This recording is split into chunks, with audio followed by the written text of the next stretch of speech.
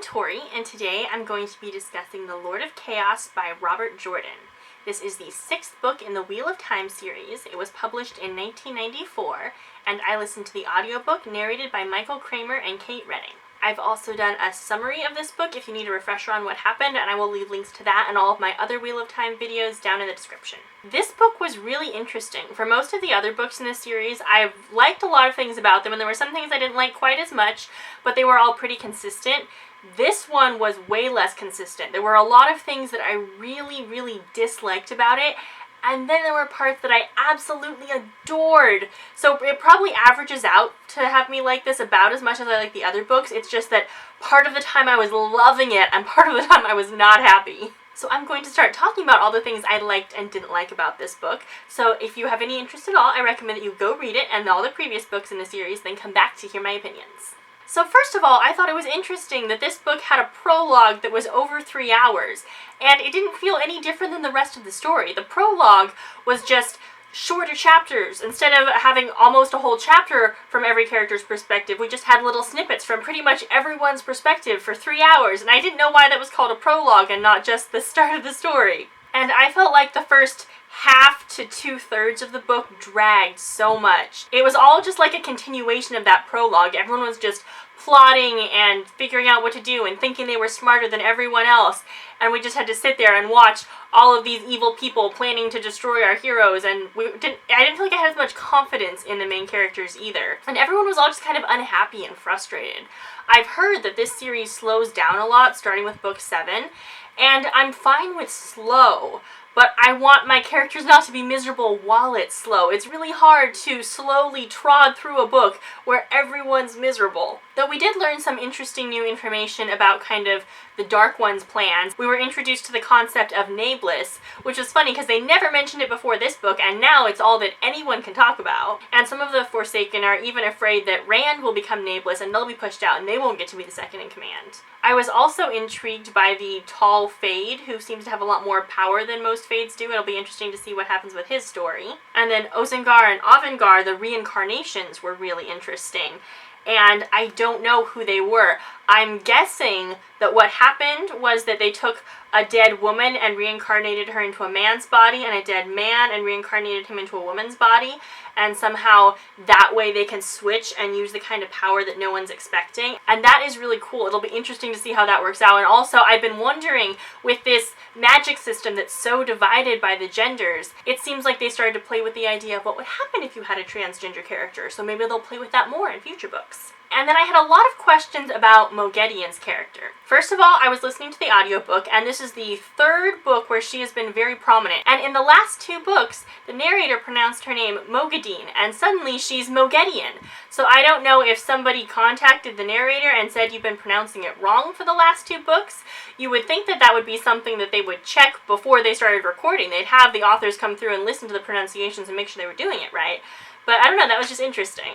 And throughout this whole book, the girls weren't very careful about what they said in front of Moghedien, so now she knows they're going to Ebudar, and they've been torturing her and being fairly cruel to her, so now that she's escaped, it will not be good for them in future books, and she and Nynaeve will probably have yet another showdown. I did really like the dynamic of watching the Aiel interact with the Wetlanders, because we spent the past 2 books just immersed in their culture, and getting to know them, so we feel very comfortable with them now. And it's so funny to see the Wetlanders saying, well, what is Ji'ito? How does this work? And none of the Wetlanders can figure out that the Shido are different than the other Aiel. And then I thought it was hilarious, all the Wetlanders who have taken on the concept of Ji'ito and Gaishain, and they're running around in white, and they have their women learning to use swords, and it just seems like so much fun to me. And it's really good that the Aiel are there, because they're basically the only ones that Rand trusts. It's good that he doesn't trust people, because lots of people are plotting against him, but he really needs help. He's not handling things well. So he has the school for men who can channel, which is a great idea. I think it's great that he's pardoned them, and he wants to teach them. But then as soon as Mazrim Taim shows up, he just abandons them. And that's mostly because Lews Therin has such a violent reaction to Mazrim Taim. And it makes sense that Rand would try not to let Lews Therin get control, so it's good that he's kind of distancing himself to some extent, but I don't think he needs to distance him as much as he should.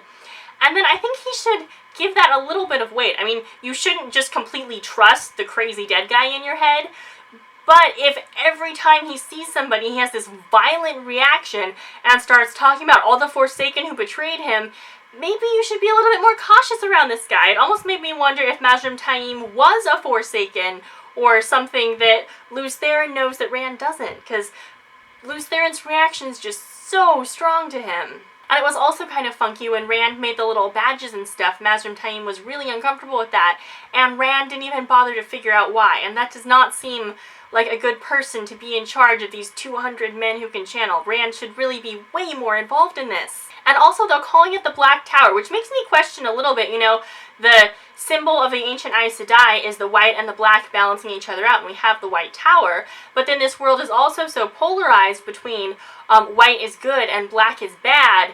It seems very ominous that they've chosen the name Black Tower, and I get why they did it, but it sounds very dark, and now I'm kind of wondering if the whole light blind you thing only happened since the breaking of the world, and before the breaking of the world it wasn't such a light-dark divided society, and it made more sense to have the white and black as kind of yin and yang. So I was already kind of uncomfortable with that stuff, and then Rand was bonded as Alana's warder, and at that point it was just so shocking and horrifying. I just kind of managed to reach that zen place of, okay, really bad things are happening to our characters, but there are still 8 more books in the series. We know that Rand has to survive for most of that. Nothing too horrific is going to happen, so I'm just going to sit back and watch the horror wash over these characters and see what terrible things happen to them. And it was very nice, because then I was less stressed out. She was like, oh yes, another bad thing has happened. I can live with that. And that made it much easier to get through all the horrible things that were happening in the book. Like, right after that, Rand had been talking about how he needed to go inspect the troops. It was really important that it looked like it was just casual, and it was so important. And then he just totally skipped it. And I have no idea why that was happening, but I feel like it's something he shouldn't have skipped, otherwise he wouldn't have talked about it so much. And then he's also completely avoiding the Xianchen. They've come to both cities to talk to him, and they're kind of like the Aiel. They would follow him pretty much unconditionally, and he's just completely ignoring them. I also think that the characters in this book need to get better at regular communications networks, because they have Teleron-Riad, and they have quite a few people who can use it, and they could easily talk to each other, but they don't. You know, everyone thinks Morghese is dead, and you would think that it might be okay for a couple of Dreamwalkers, maybe Elaine even, to go into her dreams and try to find her and see if they could track her down, and then they could figure out if she was alive, and then they could tell her that Rand wasn't actually trying to steal her kingdom, and then she wouldn't even need to make a bargain with the White Cloaks. They could just come rescue her, she could rule her kingdom, everyone would be happy.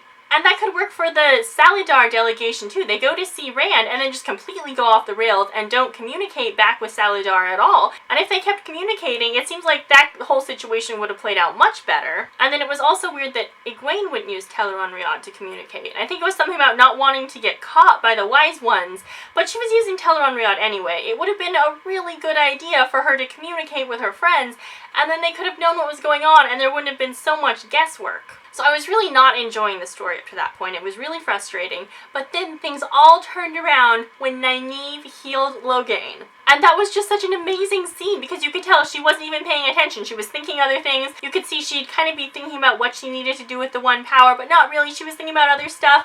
And then she just healed him. And that was so cool. And I do think it's interesting that it looks like he is at full power, but Swan and Lyanna are not. So it'll be interesting to see if Nynaeve manages to get them up to full power and how that will work. Or maybe Logain was just faking it. Maybe it is just that men are that much powerful that he is reduced. It's just still more powerful than Swan and Lyanna. And it is also very interesting that Egwene let him go.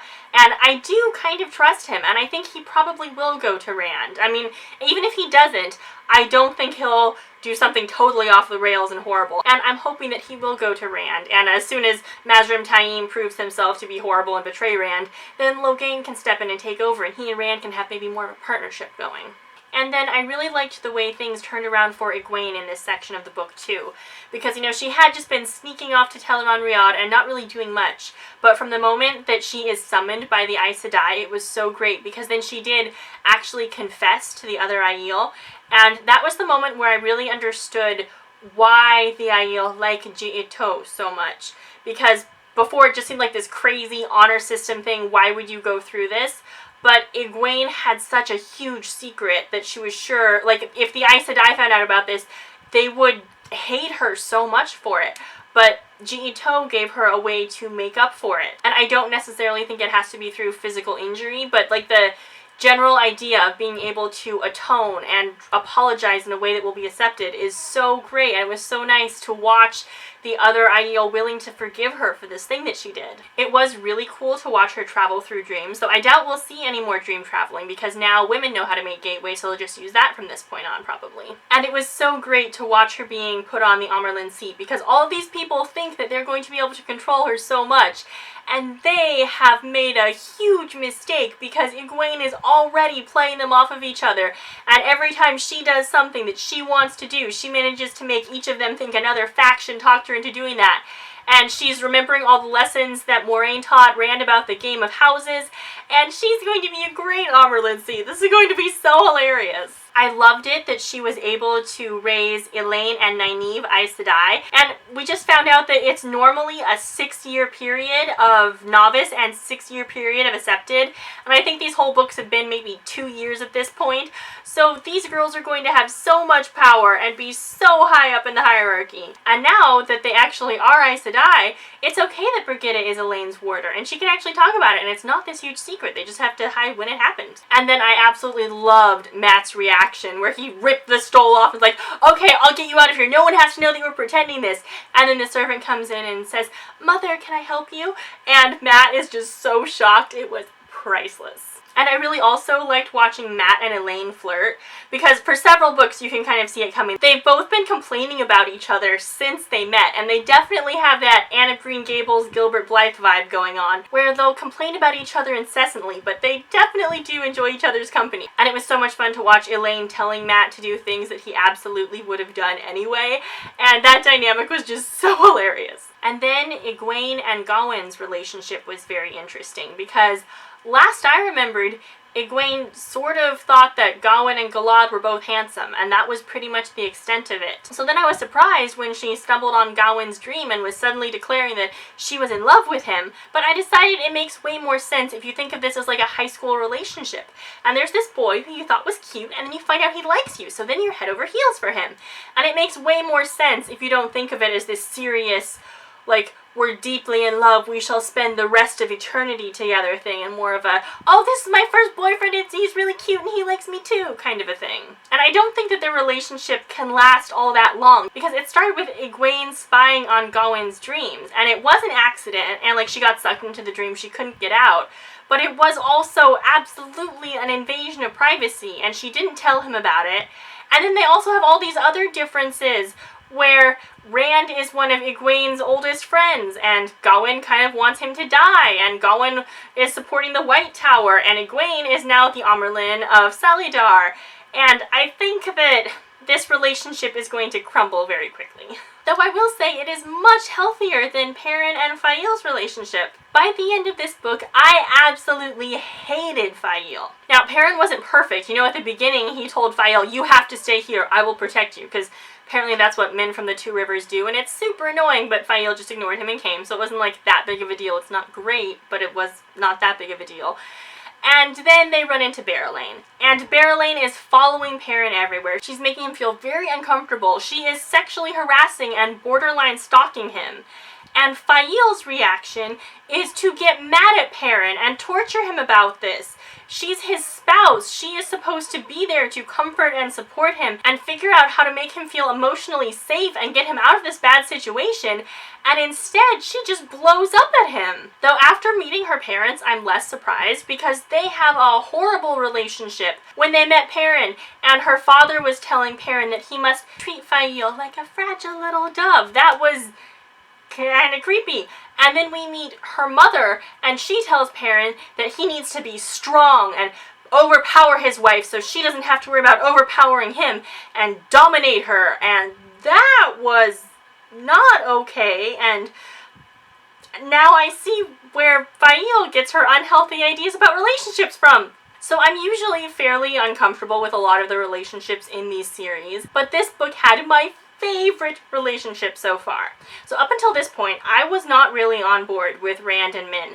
They met once in the first book and had like a conversation, and then they hung out at the beginning of the third book for like a minute before Rand disappeared, and I can't remember when they spoke to each other besides that. Maybe they had a few other conversations, but those are the only 2 times I remember. And based on that, Min is sure that she's in love with him, which I guess makes sense because she has like future abilities, those feelings kind of blend over. But then Rand has also been obsessed with her, and every time he's with another girl, he always compares her to Min, kind of. And so I wasn't rooting for them at all.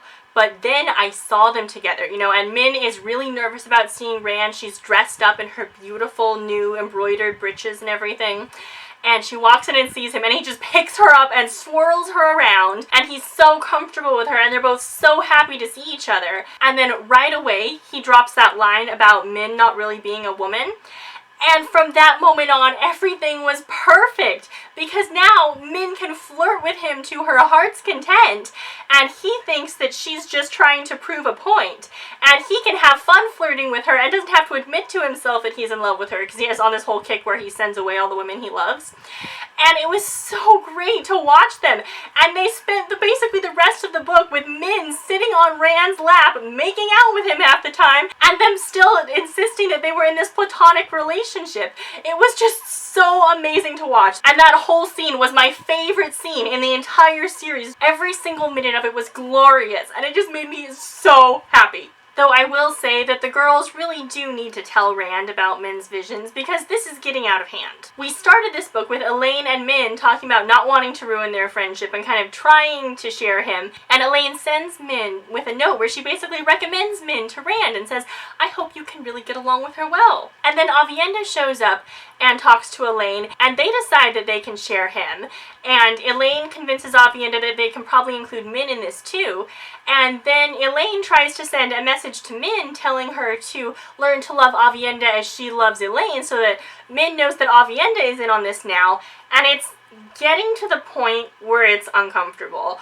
Because at first it kind of made sense. It's hard to know when to tell someone about a prophecy, especially a prophecy that you can't change. But it's getting to the point where all of these women are making plans. And Rand should really be included because his feelings matter, and people seem to forget that they do. It's like the women are all just kind of plotting and throwing themselves at him and not really letting him see the full picture. And they really should. That is not a healthy way for any kind of romantic relationship to happen. And I really hope that in the next book they start including him in the conversation and filling him in on what's happening. And I'm also curious to know why Min was captured when Rand was. So I thought the whole sequence where Rand was kidnapped was very interesting. You know, he's so afraid and he thinks he can't trust anyone, but this shows that trusting no one isn't really better than trusting everyone, because it took them 6 days to notice he was gone, and Barrelane was the one who noticed. Barrelane! You know that you have problems with your friends when Barrelane is the first person who notices you've been kidnapped. No, I did think the Tower Aes Sedai were brilliant.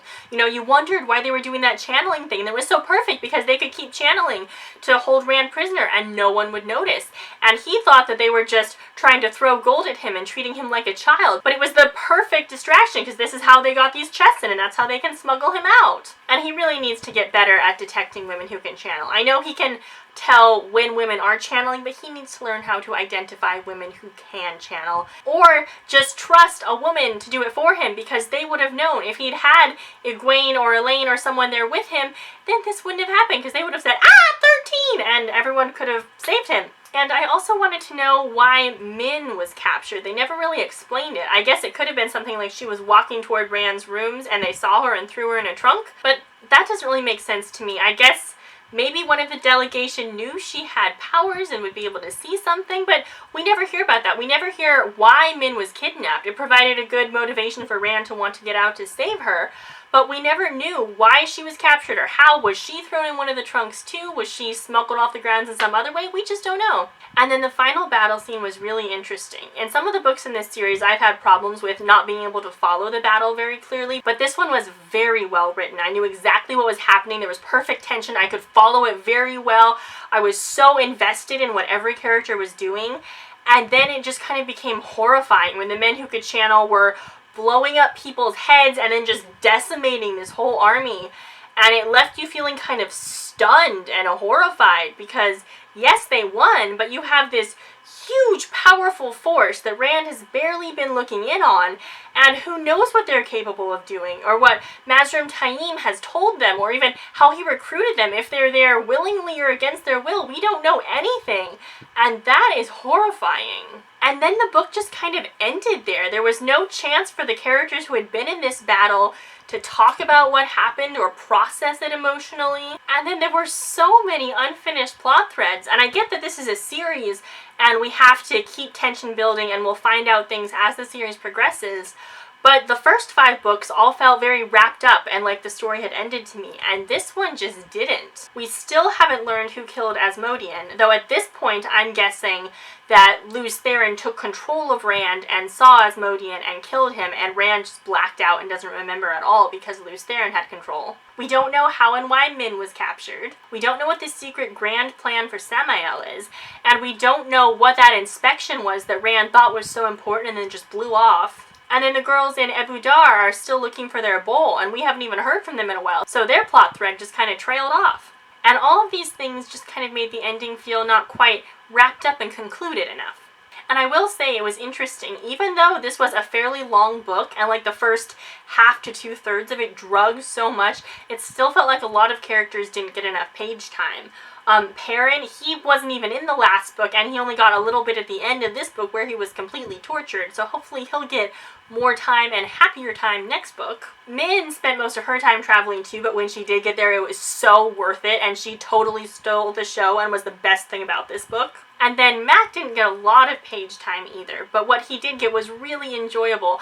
I loved watching him kind of adopt Oliver, and it was really fun watching him trying to escort the women to Ebu Dar and figure out how to deal with them, and he was still very enjoyable. Alright, so let's check back in with our Kidnap Counter! So today we have the honor of inaugurating our main character, Rand! First, he was bonded as a warder against his will, which didn't physically kidnap him, but it totally takes a part of his freedom away, so I'm going to give him half a point for that. And then he was thrown into a chest and dragged across the country, so he definitely gets a kidnap point for that. And Min was also kidnapped with him, so she gets a point as well. I believe this is the first time that a man has been kidnapped since book 1, when Perrin was captured by the White Cloaks. So the women are definitely still the champions of being most kidnapped, but the men are putting up a good fight now, and maybe they'll be able to catch them if they work hard. So I had an interesting time reading this book. I loved the scenes with Min and Rand and most of what happened in the last third of the book, but the rest of it was really slow for me, and all of the characters were so unhappy I had a hard time dealing with this small amount of plot that was happening, and I know that the 7th book is where it's supposed to get really slow. So I'm hoping that the characters won't be quite as miserable and whiny as they were at the beginning of this book, and maybe we'll have to spend less time watching people plotting and backstabbing. And I definitely hope that Min and Rand get some more time. I don't know if I'm actually rooting for them to get together, because generally in these books I love couples until they actually get together, and then once they do I don't like them as much. So I think they should just keep up this dynamic, you know, just keep flirting, not actually admitting that they like each other, and just having the best time together. And that can just go on for the rest of the series. I would love that.